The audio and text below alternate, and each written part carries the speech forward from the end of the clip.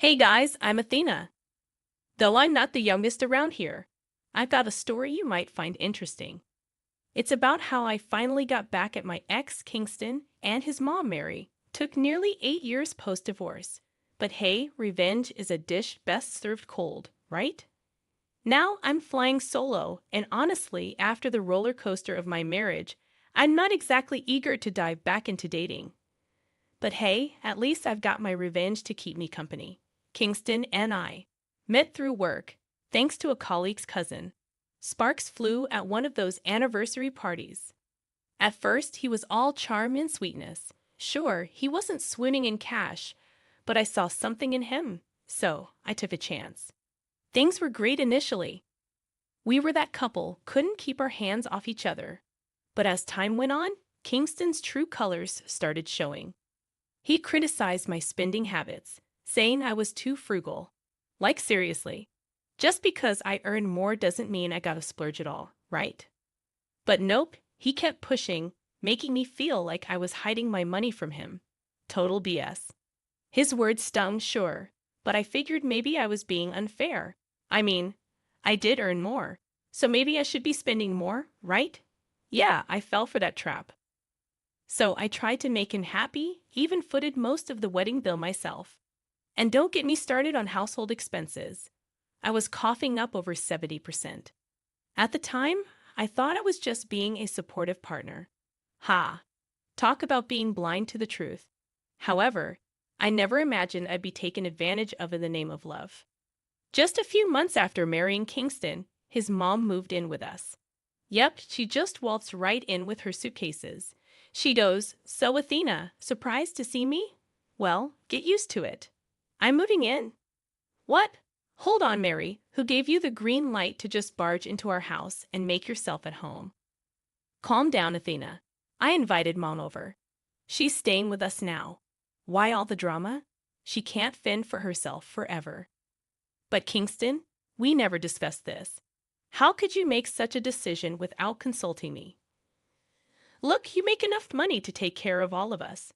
So I didn't think I needed to consult you. Besides my mom, my money, my house. I was livid with both Kingston and Mary for disrespecting me like that. But I had no choice but to let Mary stay.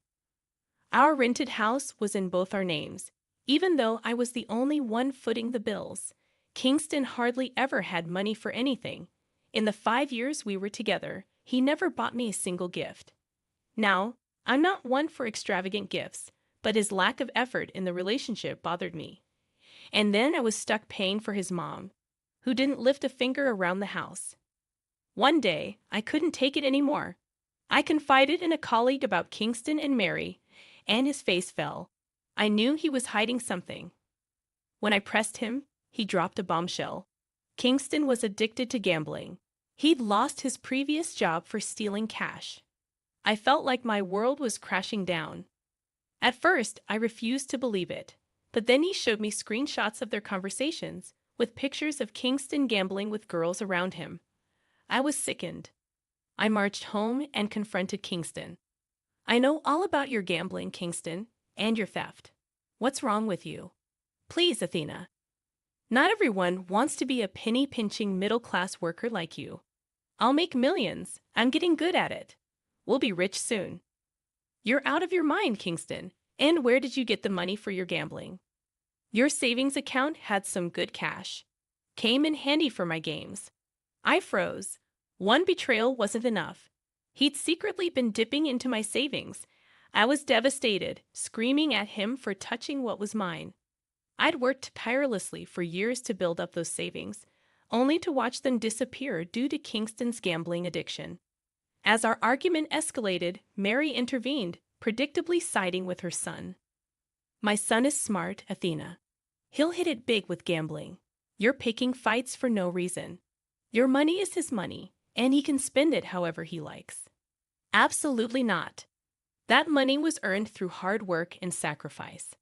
I've been shouldering the household expenses practically solo, unaware that Kingston had lost his job and resorted to stealing from me to fund his addiction. Don't insult my son like that. He's doing you a favor. You're incapable of success on your own. Only Kingston can make something of his life. You're useless. Useless. You have some nerve calling me useless when you've been using my money. Neither you nor your son have lifted a finger to help me. I'm done with both of you. Kingston is a failure who will never amount to anything. I'm leaving. That was the moment I knew I had to divorce Kingston. Despite my love for him, the betrayal was too much to bear. I couldn't stay with a man who thought nothing of squandering my hard-earned money on gambling. I'd grown weary of our marriage long before. Kingston had shown no signs of improvement, so I made the decision to file for divorce. But getting an amicable divorce was a nightmare. My ex pulled out all the stops, begging me to stay before resorting to blackmail, threatening to take half my assets and demand alimony. His mother joined in, harassing me to reconcile. It took months of legal wrangling, with my lawyer finally convincing him to relinquish his claims to alimony and his share of the assets. I even threatened to press charges for bank theft due to his unauthorized withdrawals, which ultimately forced him to sign the divorce papers. At the end of it all, I still lost a significant amount of money due to Kingston's gambling. But even then, Kingston and Mary had one final insult to throw my way. You haven't won, Athena. You're just a worthless witch. Sure, you might be earning a lot now, but mark my words, one day I'll be richer than you. You'll come begging to me for money. We won't forget this insult, Athena. You abandoned my son and me when we needed you. One day you'll pay for it. Kingston will be more successful than you. Oh, we'll see about that.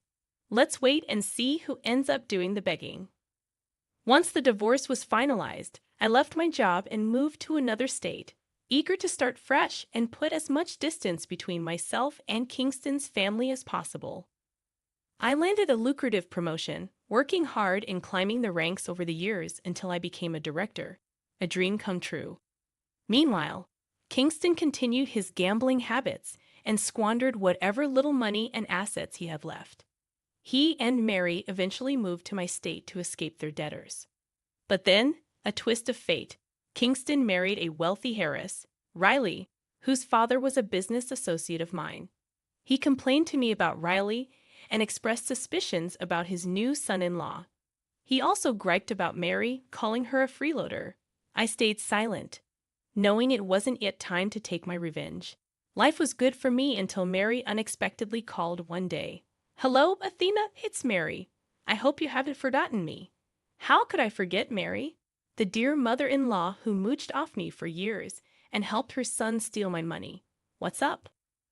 Well, Athena, my son isn't the failure you claimed. He's married to a beautiful girl now and has a new job that pays him $120,000 a year. Looks like he's finally successful. Your loss. I couldn't help but laugh. To me, her words were absurdly funny. Most of what she said was a lie. But she didn't realize that I already knew the truth. Instead, she seemed quiet and confused. When I finally got my laughter under control, I said, First of all, dear ex-mother-in-law, Kingston only gets $60,000 a year. There's no reason to lie to people, you know. And yes, I already have all the information about him. What do you mean? Are you accusing me of lying to you? And who told you that he earned $60,000? Well, no one had to, Mary. Do you want to know how I found out?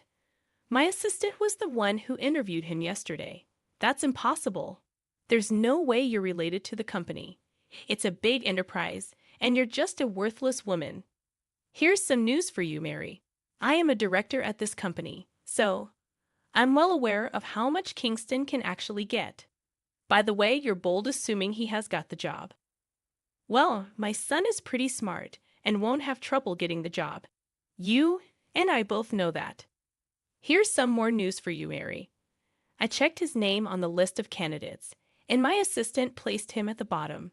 Like I said 8 years ago, no sane company would hire him with a gap in his record.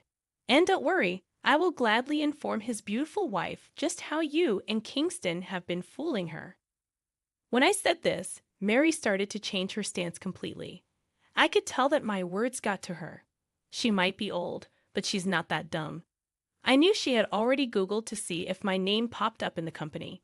By now, she knew that I wasn't lying. So Mary resorted to begging. Okay, Athena, look. I see you've made it big in life, but you should also understand that my son has a lot of contributions to your success. You should keep that in mind and give him the job.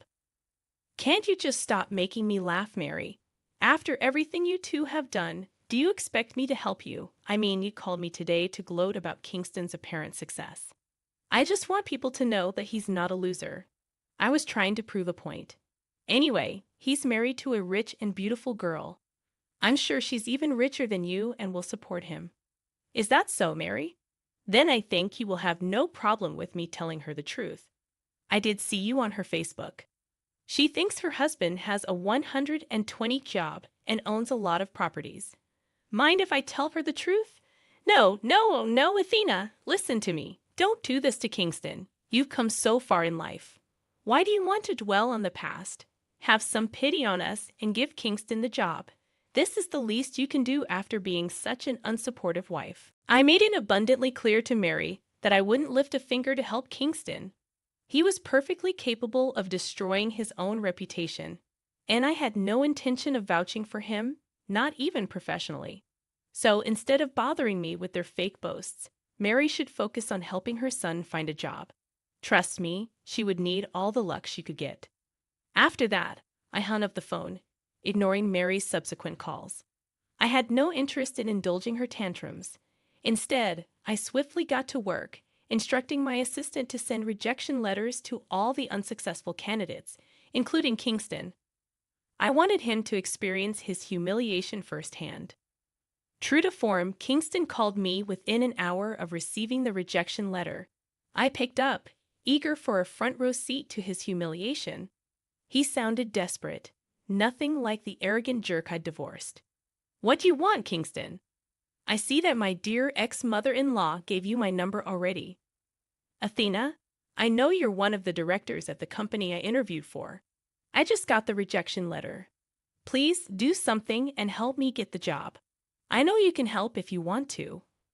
Why do you think I would jeopardize my professional life for you? Do you think I'm mad? You have some nerve to ask me for a job after all these years. Look, I know I didn't treat you right back then, but I was still your husband. We do have some good memories. Please consider those and give me the job. My wife, Riley, will leave me if I don't get a job soon. I know that you've lied to Riley about your financial situation. Guess what, Kingston? I know her family. I also have her number from her dad. All I have to do is tell the truth and let her be free. Kingston went silent after hearing this. I knew I'd hit the jackpot with this information. My real revenge had just begun. He immediately started begging me not to tell Riley about everything. I hung up on him without another word. Next, I sent a quick text to Riley, asking her to call me. I explained who I was and hoped Kingston hadn't reached her before me. When she did call, I didn't mince words. Hi, Riley. My name is Athena, and I'm your father's friend. I also happen to be the ex-wife of your now husband. There are a few things you should know about Kingston. He has been lying to you. What do you mean, Athena? What is he lying about? Well, I guess you think he's pretty rich and up to your family's standards. Well, he's not rich at all. You posted on Facebook that he got a 120 job.